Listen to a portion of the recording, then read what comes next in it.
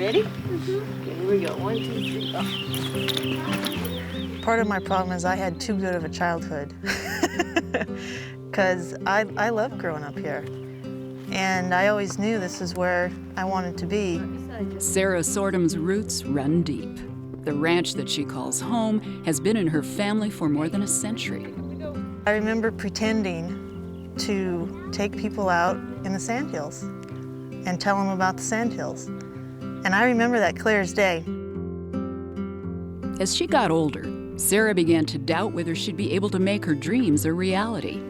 Boy, I could just see my parents struggling. And, you know, the unspoken message was, this is not a place of opportunity. You need to leave if you want a good life. After high school, Sarah and her brother Adam left the ranch. But they didn't stay away for long. In 2001, I wanted to come back to the ranch, and that's when I started the outfitting business, because at the time the cattle market was not good enough to support myself and my mom and dad. So that's when I started Calamus Outfitters. So far, it's worked out real well. Without this business, the outfitters business, I'm not sure that they could be here. Calamus Outfitters attracted hunters, trail riders, and river enthusiasts. But to Adam's surprise, it was the early spring mating ritual of the prairie chickens that really drew a crowd. Birdwatching quickly grew into a majority share of the business, and that opened the door for Sarah and her husband to come back to the ranch. My husband knew this is really where my heart was, so bless his heart, he came along. And we just kind of said, let's just try it. We moved back, we didn't have any jobs, we didn't really have a place to live. We said, let's just try it. Sarah's husband, Mark, found a job teaching nearby, and Sarah brought new energy and new ideas to the business. As Adam started getting more and more guests here, we really started to see how disconnected people are from the land. And it's almost scary. And so if there's any opportunity we have to try and educate people, that's just a bonus for us. Our morning started early, but we were just determined to get a look at these prairie chickens. It's a fascinating thing to watch. 3 things that we really value, not only the Schweitzer family, but my family as well, is faith, hard work, and good stewardship. The better care you take of your land, the better it is for wildlife, the better it is for livestock. We've started the Schweitzer Ranch and Nature Reserve, and that we've zoned out part of our ranch. And on that part of the ranch, we have biodiversity goals along with livestock production. Soon after they started the nature preserve, Sarah and her dad traveled from the sandhills to the desert plains of Africa.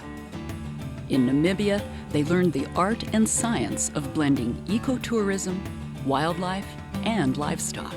The sandhills was not that dissimilar to what we were seeing. People were over there to see the intact ecosystem. They were to see the broad landscape, experience the culture and the history. And I just kept thinking, we can do this. When they returned to Nebraska, Sarah invested in a vehicle and added a second business, Sandhills Safari Tours, to the mix. She could have, I guess, come to the ranch and got absorbed into the ranch, but she's carrying her own weight, and she got us going into ecotourism, and she's very good at it. She's got us going that direction now. I think Adam taking that first leap of faith, you know, he had a choice. I can either take out a loan and buy cows, or I can take out a loan and start this new venture. When Adam was making that decision, Dad said to him, Adam, I know you can lose money on cows. Maybe we should try something else. New ideas are not always bad. I mean, we'll find out. For someone that's ranched his whole life, I thought that was a pretty big deal. When the family meeting is over and it's just my wife and I scratch my head and I say, my goodness, I don't know about some of this stuff. She says, you remember when we first started out and you had new ideas. And I do remember when I was young and wanted to do some things different, and boy, it was kind of hard, but I got to do them. We have a north place that we do a lot of our cattle work. And I remember driving up that road, and I was sitting between my dad and my great uncle, who owned this ranch at that time. And I turned to Dad and I said, "Dad, can I live here someday?" And Dad says, "Well, you'll have to ask your Uncle Robert." And of course they just kind of laughed and nodded. But my house is almost exactly at the spot where I asked that question. I see my kids every day, and I see my grandkids every day, and that's why we do what we do.